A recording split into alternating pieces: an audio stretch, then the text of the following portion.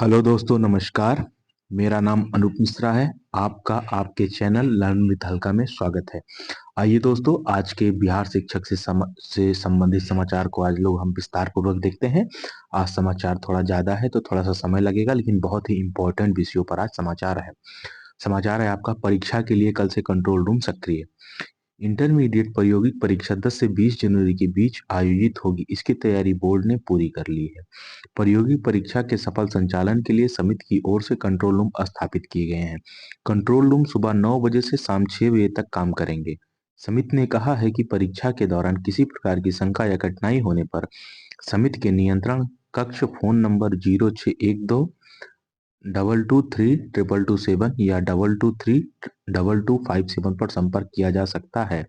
समिति ने कहा है कि प्रायोगिक परीक्षा परीक्षार्थियों के शिक्षण संस्था ही परीक्षा केंद्र गृह केंद्र होंगे। इस प्रकार पहला समाचार समाप्त हुआ। अब बढ़ते हैं दूसरे समाचार की तरफ। ये भागलपुर से है। भागलपुर में है कि 1 सप्ताह में पूरा करे अपार आईडी का निर्माण। शिक्षा विभाग की ओर से भागलपुर समेत पूरे प्रदेश के छात्र छात्राओं की 100% अपार आईडी बनाने का निर्देश दिया गया है। बच्चों की अपार आईडी निर्माण की लगातार समीक्षा भी की जा रही है। राज्य स्तर पर मंगलवार को जारी अपार आईडी निर्माण की सूची में भागलपुर सूबे में तीसरे स्थान पर काबिज है, जबकि शेखपुरा पहले और वैशाली दूसरे स्थान पर। हालांकि अभी भी जिले में कई स्कूलों में अपार आईडी निर्माण की प्रक्रिया शुरू तक नहीं हुई है। डीईओ राजकुमार शर्मा ने बताया कि अपार आईडी निर्माण में तेजी लाने को लेकर संबंधित अधिकारियों को दिशा निर्देश दिया गया है। उन्हें 1 सप्ताह का समय दिया गया है। इसमें कोताही करने वालों पर कार्रवाई की जाएगी। अगला समाचार है, छात्रवृत्ति परीक्षा का प्रवेश पत्र 13 को होगा जारी। राष्ट्रीय आय सह मेधा छात्रवृत्ति योजना परीक्षा 19 जनवरी को आयोजित होगी। प्रवेश पत्र 13 जनवरी को ऑनलाइन जारी किया जाएगा। प्रवेश पत्र 19 जनवरी तक वेबसाइट पर अपलोड रहेगा। आप लोग जाके इसे डाउनलोड कर लें। अगला समाचार है, मैट्रिक परीक्षा का प्रवेश पत्र आज होगा जारी। बिहार विद्यालय परीक्षा समिति की ओर से बुधवार को मैट्रिक वार्षिक परीक्षा 2025 का प्रवेश पत्र जारी किया जाएगा। आंतरिक मूल्यांकन व प्रायोगिक परीक्षा 21 से 23 जनवरी तक होगी।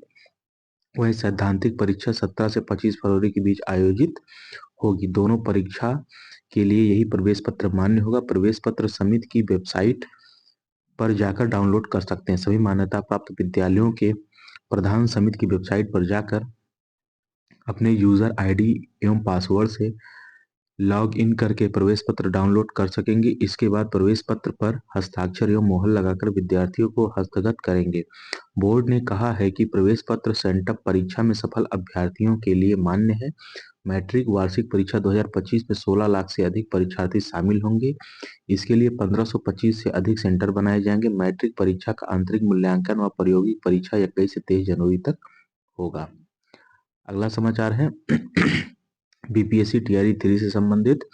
बीपीएससी शिक्षकों की काउंसलिंग की तिथि बढ़ाई जाएगी। बिहार लोक सेवा आयोग द्वारा तीसरे चरण में चयनित शिक्षकों की काउंसलिंग की तिथि बढ़ेगी। शिक्षा विभाग ने तिथि बढ़ाने का निर्णय लिया गया है। इसके संबंध में भी आपको आगे जानकारी दूंगा। इसका विस्तृत नोटिस आ गया है जिसमें तारीख को बढ़ा दिया गया है।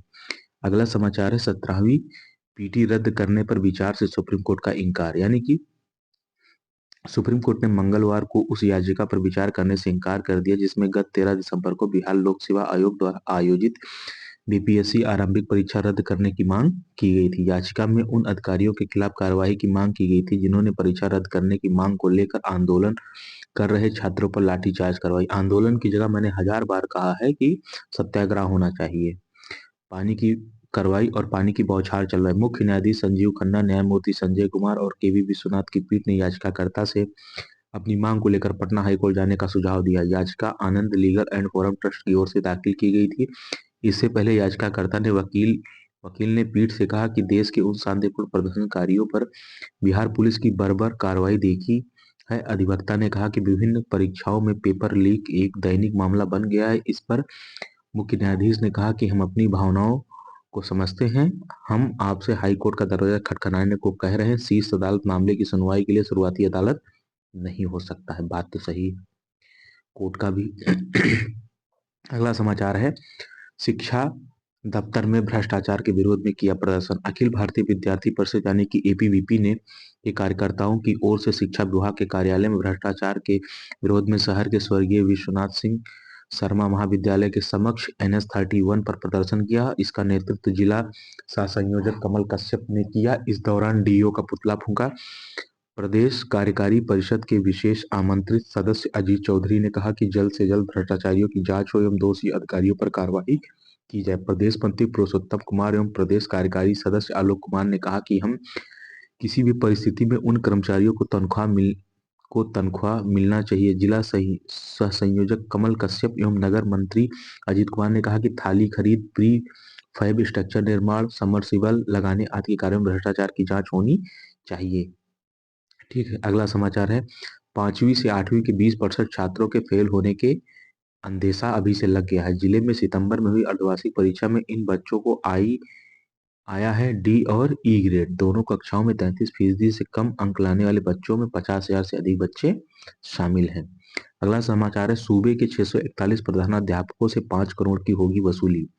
राशि अधिरोपित स्कूल के प्रधानाध्यापक से जिले में 18,56,506 रुपए की वसूली बाकी है। इस दिशा में कार्रवाई करते हुए जल्द से जल्द निर्देशालय को रिपोर्ट भेजी जानी है। किस जिले में कुल कितनी राशि अनियमितता में गई है, आप यहाँ पर इसको रोक कर वीडियो आसानी से आप लोग देख सकते हैं।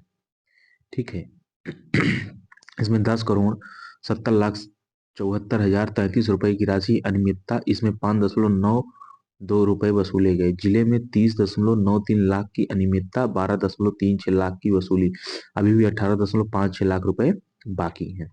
अगला समाचार है दोस्तों, मैट्रिक में 16 व इंटर में 18,000 बच्चे नहीं देंगे परीक्षा। इंटर में शामिल होने वाले परीक्षार्थी, इंटर में 75,000 का हुआ था रजिस्ट्रेशन, परीक्षा में शामिल होंगे 57,613 परीक्षार्थी। आर्ट्स में 34,546, साइंस में 19,951, कॉमर्स में 3,095, वोकेशनल में 21 शामिल होंगे। मैट्रिक की परीक्षा में अभ्यर्थियों की संख्या, मैट्रिक में रजिस्ट्रेशन हुआ था 86,000 का, परीक्षा में शामिल होंगे 70,237 अभ्यर्थी। पहली शिफ्ट में शामिल होने वाले परीक्षार्थियों की संख्या 34,130 है। पहली शिफ्ट में छात्र 15,939 है, छात्राएं 18,191 हैं। ये मुजफ्फरपुर का खबर है। अगला समाचार है 68 फर्जी अभ्यर्थी अब नहीं दे सकेंगे बीपीएससी की परीक्षा। ये देखते हैं, सप्लीमेंट्री रिजल्ट की मांग को लेकर मिलर हाई स्कूल में प्रदर्शन करते अभ्यर्थी। तीसरे चरण की शिक्षक नियुक्ति परीक्षा में दूसरे की जगह परीक्षा देने वाले 68 अभ्यर्थियों को बीपीएससी ने हमेशा के लिए डिबार कर दिया है। इन अभ्यर्थियों ने प्रारंभिक, मध्य और माध्यमिक और उच्च माध्यमिक सभी श्रेणियों के ऐसे अभ्यर्थी शामिल हैं जो परीक्षा में दूसरे की जगह शामिल हुए थे और बायोमेट्रिक मिलान नहीं होने के कारण पकड़े गए थे। इन सभी अभ्यर्थियों का नाम मंगलवार को बीपीएससी ने वेबसाइट पर जारी कर दिया है। बीपीएससी करेगा टीआरई 3 के शिक्षकों को जिला का आवंटन। बीपीएससी टीआरई 3 के शिक्षकों के जिले का आवंटन करेगा। इसके लिए उसे शिक्षा विभाग का आग्रह पत्र मिला है। विदित हो कि प्रथम और दूसरे चरण की शिक्षक नियुक्ति प्रक्रिया में बीपीएससी द्वारा ही सफल अभ्यर्थियों को जिला आवंटन किया गया था, जबकि आपके डॉक्यूमेंट वेरिफिकेशन का काम बीएससीबी बिहार विद्यालय परीक्षा समिति के द्वारा होगा। अगला समाचार है, छठे चरण से नियुक्त शिक्षक हो जाएंगे जूनियर। छठे चरण में नियुक्त शिक्षकों को परेशानी होगी। 2022 में नियुक्त 42,000 शिक्षकों को अगर इंडेक्स प्रोटेक्शन का लाभ नहीं मिलता है, जिसका विशिष्ट शिक्षक नियमावली में जिक्र नहीं है, तो वैसे शिक्षक बीपीएससी से नियुक्त विद्यालय अध्यापक के जूनियर हो जाएंगे। बीपीएससी से नियुक्त शिक्षकों का शुरुआती बेसिक पे 25,000 है। वहीं छठे चरण में नियुक्त शिक्षकों का बेसिक पे अब भी 22,600 रुपए है, जो कि विद्यालय अध्यापक नवंबर 2023 में ज्वाइन किए और विशिष्ट शिक्षक योगदान 1 जनवरी से देंगे। इस कारण 2022 में नियुक्त शिक्षकों का बेसिक कम हो जाएगा, जबकि अन्य सभी कोर्ट के शिक्षकों का बेसिक पे 25,000 से ज्यादा यानी मिनिमम 25,000 है। विशिष्ट शिक्षक कुंदन प्रकाश कहते हैं कि छठे चरण में नियुक्त शिक्षकों को कई समस्याओं का सामना करना पड़ रहा है। अगला समाचार है 21 जनवरी से प्रैक्टिकल, 17 फरवरी से सैद्धांतिक परीक्षाएं हैं मैट्रिक की। इसके बारे में मैंने आपको कई बार विस्तृत से जानकारी दे दी है, अगर आप चाहें तो इसको रोक कर देख सकते हैं। अगला समाचार है, वैशाली प्रगति यात्रा में सीएम की सुरक्षा के लिए ठहराए गए थे जवान। पुलिसकर्मियों ने स्कूल के बेंच डेस्क की तख्ती उखाड़कर बना लिया बेड। ये तरीका ठीक नहीं है, बेंच डेस्क को जोड़कर उस पर सोया जा सकता था। बेंच डेस्क की तख्ती से बनाया गया बेड व कोने में पड़ा मिला फ्रेम। आप देख सकते हैं, तस्वीरें सोशल मीडिया पर वायरल हैं। पढ़ेरी बेलसरा में हुई घटना, हेडमास्टर ने वीडियो से की शिकायत, 40 बेंच डेस्क टूटे। ठीक है, अब अगला समाचार आ जाइए, बीपीएससी टीआरई के 3 से विद्यालय अध्यापक की काउंसलिंग जो 9 जनवरी से लेकर 16 जनवरी तक थी उसको टाल कर आगे बढ़ा दिया गया। देखते हैं कौन सी नई डेट दी गई है। सेवा में सभी जिला शिक्षा पदाधिकारी बिहार विषय बिहार लोक सेवा आयोग द्वारा अनुशंसित विद्यालय अध्यापक के अभ्यर्थियों के काउंसलिंग के संबंध में प्रसंग विभागीय पत्रांक 2355 दिनांक 20/12/2024 उपयुक्त विषय के संबंध में आदेशानुसार कहना है कि प्रसंगाधीन पत्र निर्गत काउंसलिंग कार्यक्रम निम्नवत संशोधित किया जाता है। यानी कि स्कूल टीचर जो 1 से 5 तक है टीआरई 3 के तहत उसमें 21,911 लोगों का सिलेक्शन हुआ है। उनका पहले काउंसलिंग डेट 9 जनवरी से लेकर 16 जनवरी था।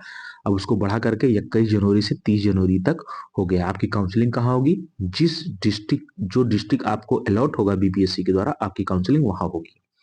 अगला है क्लास 6 to 8 टीआरई 3 के शिक्षकों के जिसमें 16,989 शिक्षक हैं। इनकी काउंसलिंग पहले 9 से 16 जनवरी थी। अब उस काउंसलिंग को बढ़ाकर 21 से 30 जनवरी कर दिया गया है। वो भी आपकी काउंसलिंग कब होगी? जब बीपीएससी के द्वारा डिस्ट्रिक्ट अलॉटमेंट हो जाएगा। अगला है आपका बीपीएससी टीचर 9 to 10 टीआरई 3 इनकी भी काउंसलिंग पहले 9 से 16 जनवरी थी। अब बढ़ाकर 21 से 30 जनवरी कर दी गई है। डिस्ट्रिक्ट अलॉटमेंट के बाद आपकी काउंसलिंग होगी। डिस्ट्रिक्ट अलॉटमेंट 15 के आसपास हो जाएगी। बीपीएससी टीआरई 3 में 11-12 के शिक्षक जिसमें 12,195 शिक्षक शामिल हैं। इनकी काउंसलिंग कब होगी? इनकी काउंसलिंग 21 जनवरी से 30 जनवरी तक होगी। ठीक है, शेष शर्तें यथावत रहेंगी। इस प्रकार बिहार के द्वारा ये निकाल दिया गया। अब देख लीजिए यहाँ पर भी वही लिखा है। बीपीएससी टीआरई 3 की तीसरी बार बदली काउंसलिंग तिथि। अब 21 जनवरी से 30 जनवरी तक होगी काउंसलिंग। 1 से 12 तक के शिक्षकों के लिए तिथि जारी हो गई है। जिला आवंटन नहीं होने से बदल गई तिथि। अब 12 जनवरी तक जारी होगा जिला आवंटन। हम मान के चल रहे हैं 15 तक होगा, लेकिन कम से कम इनकी काउंसलिंग तो करवा दीजिए। बीपीएससी जारी करेगा जिला आवंटन की सूची। कल आयोग में जिला आवंटन को लेकर होगी बैठक। नंबर बेस यानी मेरिट के आधार पर मिलेगा चॉइस। पहले 9 जनवरी से 16 जनवरी तक होनी थी काउंसलिंग। न्यूज 18 ने पहले इसकी जानकारी दे दी थी। तिथि में बदलाव संभव है। अगला है बीपीएससी शिक्षकों के ट्रांसफर पोस्टिंग से लेकर के समाचार, यानी कि बिहार के शिक्षकों की ट्रांसफर पोस्टिंग से संबंधित जानकारी। इसमें रजनीश कुमार जो संवाददाता है इन्होंने कहा wait and watch special category transfer. प्रथम चरण में जो 5 कोर्ट के शिक्षक है उनके ट्रांसफर पोस्टिंग की प्रक्रिया आज रात से शुरू हो जाएगी। मेरे पास ऐसा कोई अथेंटिक सोर्स नहीं है। ये अगर 10 न्यूज डालते हैं तो 10 में से 7, 8, 6 इस तरीके से समाचार सही होते हैं। तो हम भी वही चीजें उठाकर अपने समाचार के माध्यम से आप लोगों को दिखाते हैं। उस आशय से ऐसा लग रहा है कि हाँ आज शायद हो सकता है। दोस्तों आइए थोड़ा सा और समाचार देख लेते हैं। कुछ समाचार इस तरीके से देखिए। आवश्यक सूचना। बिहार बोर्ड इंटर प्रैक्टिकल परीक्षा 2025 सूचित किया जाता है कि इंटरमीडिएट की प्रैक्टिकल परीक्षा 10 जनवरी 2025 से 20 जनवरी 2025 तक निर्धारित की गई है, जिसके लिए नियंत्रण कक्ष स्थापित किया गया है जो दिनांक 9 जनवरी 2025 से 20 जनवरी 2025 तक कार्यरत रहेगा। और उसका मोबाइल नंबर दे दिया गया है। किसमें कितने बच्चे नामांकन कराए हैं और कितने बच्चे परीक्षा में शामिल हुए हैं, किन बच्चों का प्रथम शिफ्ट में होगा, किन बच्चों का दूसरे शिफ्ट में, इसकी अच्छी सारी जानकारी आपके सामने है। अब दोस्तों रह गया ट्रांसफर से संबंधित मुद्दा। हो सकता है आज या कल 1 या 2 दिन में असाध्य रोग मतलब प्रथम चरण के शिक्षक जिनको ट्रांसफर लेना है उनका आज रात में या कल तक हर हाल में दोस्तों आ जाएगा। और उसके बाद धीरे धीरे करके सभी का हो जाएगा। और मेरा जो मानना है जब तक शिक्षकों के ट्रांसफर को लेकर के कोई ठोस कदम नहीं उठाया जाता तब तक बीपीएससी काउंसलिंग को थोड़ा आगे बढ़ा सकते हैं, क्योंकि रोस्टर क्लियरेंस के माध्यम से वैकेंसी का पता चलता है। उसी आधार पे पदस्थापना और ट्रांसफर दोनों होते हैं। तो दोनों एक चीजें एक दूसरे से जुड़ी हुई हैं। ठीक है दोस्तों, अगर मेरे समाचार आपको अच्छा लगा हो तो आप ये अपने दोस्तों को शेयर करें, बताएं। बिहार शिक्षक परिवार से आप जुड़े, ये चैनल आपका चैनल है, इसको आप सब्सक्राइब करें और मेरी मेहनत को आप सब्सक्राइब के माध्यम से प्रोत्साहित करें। हमको भी अच्छा लगेगा। दोस्तों आप अपने से छोटों को प्यार दें, बड़ों का सम्मान करें। आप अपने व्यक्तित्व को इस प्रकार विकसित करें कि महिलाएं आपके साथ समाज में सुरक्षित महसूस करें। जय हिंद, जय भारत, जय बिहार, जय श्री राम।